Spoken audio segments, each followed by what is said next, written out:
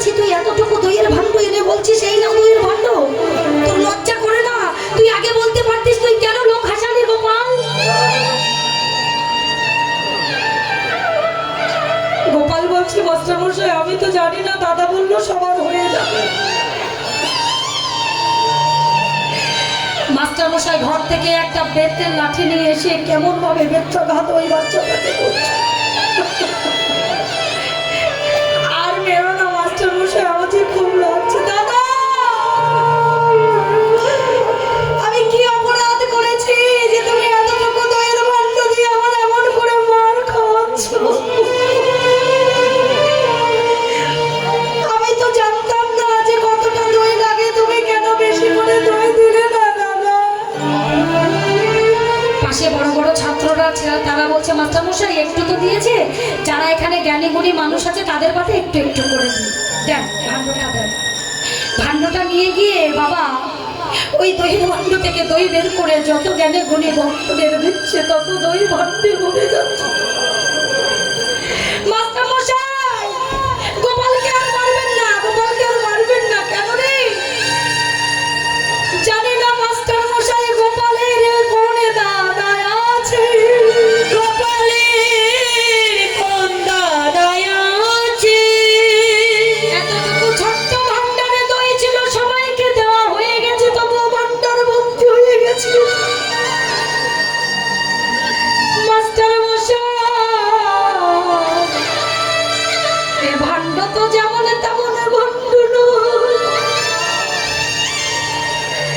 বেতের লাঠি ফেলে দিয়ে মাস্টারমশাই ছুটে গিয়ে গোপালকে জড়িয়ে ধরে বলছে, গোপাল তুই প্রত্যেকদিন তোর দাদার কথা বলতিস যে দাদার হাতে বাঁশি থাকে, দাদার মাথায় চূড়া থাকে,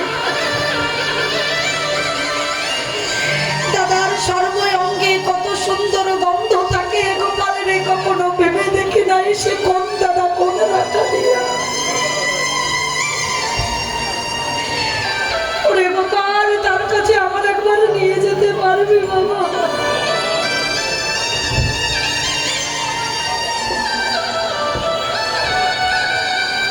গোপালের হাতটা ধরে নিয়ে যাচ্ছে।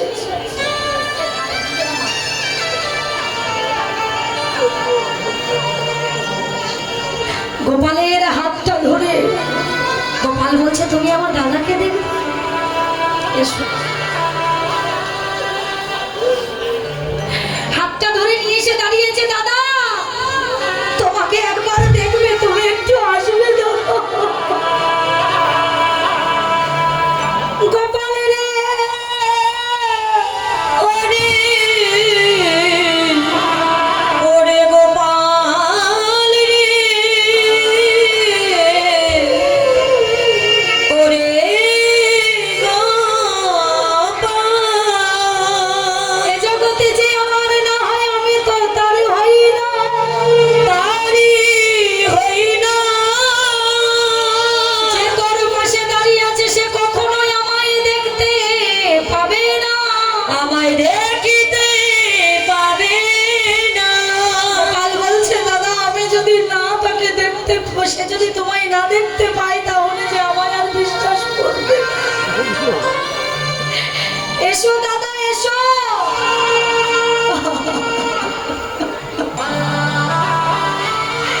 আজকের দিনটা তুমি এসো, আর কখনো তোমায় আসতে হবে না। গোপাল আমি তোকে দেখতে পারি বা তাকে দেখতে পারি, কিন্তু আমার একটা শর্ত আছে, তোর মাস্টার মশাইকে তোর পা ধরে ক্ষমা চাইতে হবে, তবে আমি তাকে দেখা দেবো, নচেত দেখা দেবো না।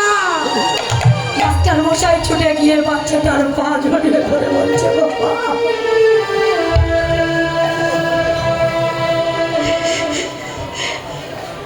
দিশায় আশায় জমিদারি মা বাবা সবাইকে দেখলাম, কিন্তু কোনদিন ভগবানকে ডেকে দেখলাম না। সে মহাজনা গোপাল সবাই আমার ছিল, কিন্তু আমি যে কার কখনো ভেবে দেখিনি রে গোপাল। গোপালের চরণটা জড়িয়ে ধরে বলে, গোপাল রে গোপাল রে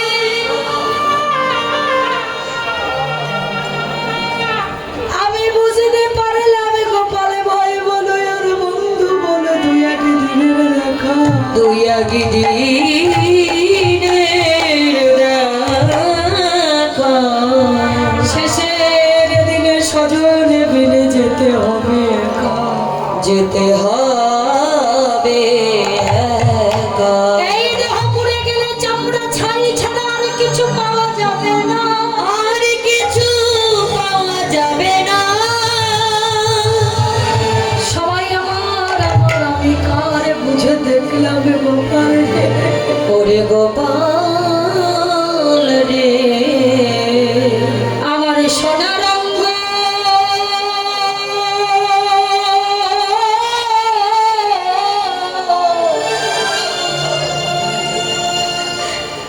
হবে ভঙ্গ রে।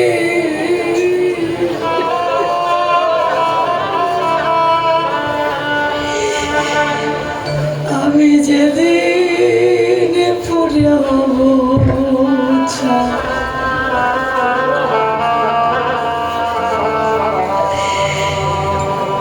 দেখুন আমি এক দেশ থেকে আর এক দেশে এসেছি,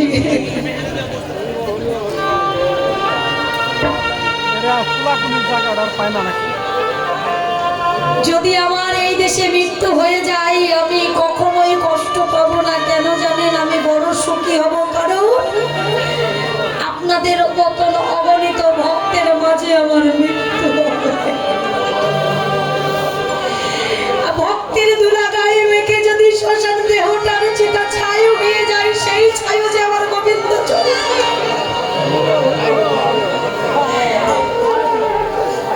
আমার সোনার অঙ্গ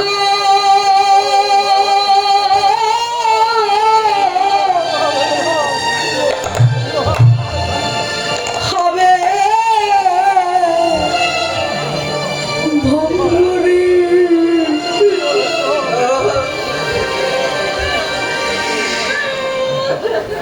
আমি সেদিন পরে হব নীলাকাশে উড়ে যাবে মন কয়লারি ধোঁয়া। ও তোর সোনা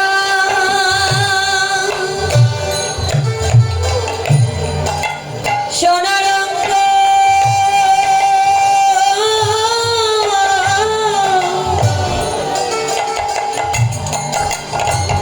হবে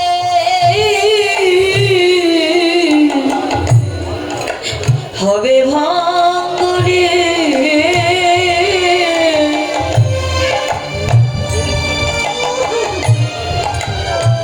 ও তো সেদিন পড়ে হবি